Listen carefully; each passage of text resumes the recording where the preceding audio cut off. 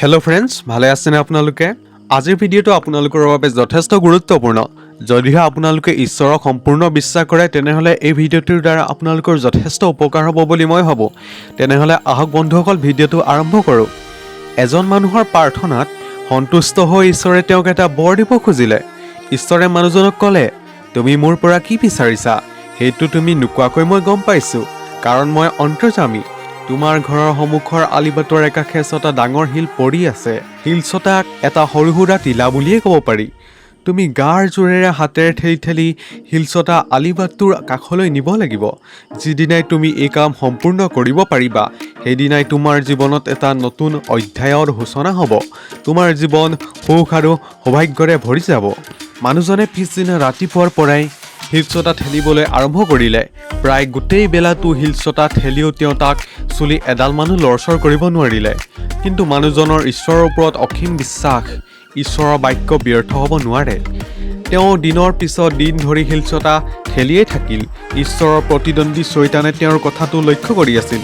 এদিন চৈতানে মানুহজনৰ ওচৰলৈ আহি ক'লে, তুমি বৰ অজলা মানুহেই। তুমি এই কথা বুজিব পৰা নাইনে যে ঈশ্বৰে তোমাৰ ৰং চাইছে?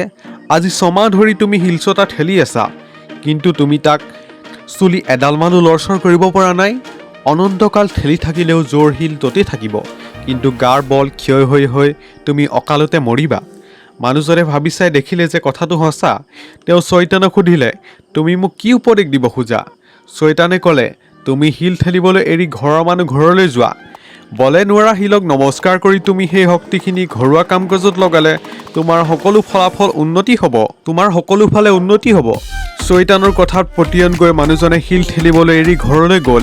ঈশ্বৰে গোটেই কথাটো মন কৰি আছিল।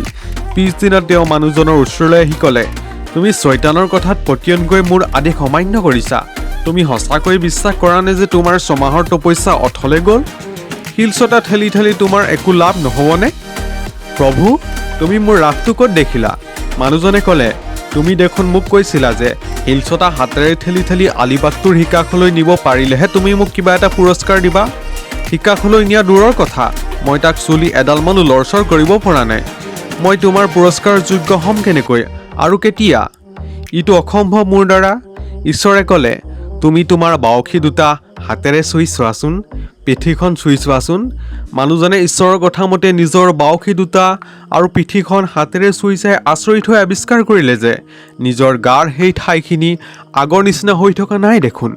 শৰীৰৰ দুটা অংশ আগতকৈ টান আৰু শকত হোৱা যেন লাগিছে। ঈশ্বৰে তেওঁক কি বুজাব খুজিছে সেই কথা নিজে বুজিব নোৱাৰি মানুহজনে অসহায় দৃষ্টিৰে ঈশ্বৰৰ মুখলৈ চালে। ঈশ্বৰে ক'লে, তুমি ভাবিছা যে তোমাৰ ইমান দিনৰ সাধনা অথলে গ'ল? হাড় ভগা পৰিশ্ৰমৰ বিনিময়ত তুমি একো নাপালা, কিন্তু তুমি নিজে নিজৰ গাৰ বাউসী আৰু পিঠি চুই চাই অনুভৱ কৰিছা যে তোমাৰ গাটো আগৰ নিচিনা লেৰেলা আৰু লিখগতীয়া হৈ থকা নাই। 6 মাহ ধৰি শিল ছটা ঠেলোতে ঠেলোতে তোমাৰ গাৰ পিঠিবোৰ শক্তিশালী হৈ উঠিল। তোমাৰ কৰিবলগীয়া কামবোৰ তুমি এতিয়াৰে পৰা কৰিব পাৰিবা নতুন শক্তি আৰু উদ্যমেৰে। এইটো এটা ডাঙৰ পুৰস্কাৰ নহ'লনে? চ' ফ্ৰেণ্ডছ, এই ভিডিঅ'টোৰ দ্বাৰা আপোনালোকে কি বুজিলে? নিশ্চয় এটা ভাল ভাইবছ আহিল মনলৈ। ঠিক আমাৰ জীৱনতো এনেকুৱা বহুতো ফ্ৰেণ্ডছ আহে, বহুতো সমস্যা আহে, যিবিলাক আমাৰ ভাল কামৰ পৰা বিচলিত কৰি যায়।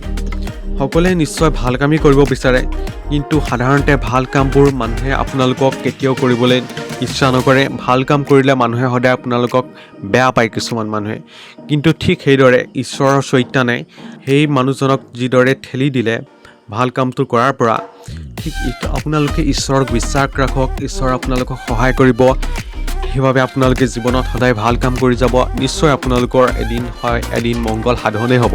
তো ফ্ৰেণ্ডছ, আপোনালোকে যি কাম কৰে সেই কাম অতি শ্ৰদ্ধা আৰু ভক্তিৰে কৰিব, আপোনালোকৰো সহায় হ'ব। তো thank you so' much friend. See you again. Bye bye. Love you friends. See you. Bye bye again.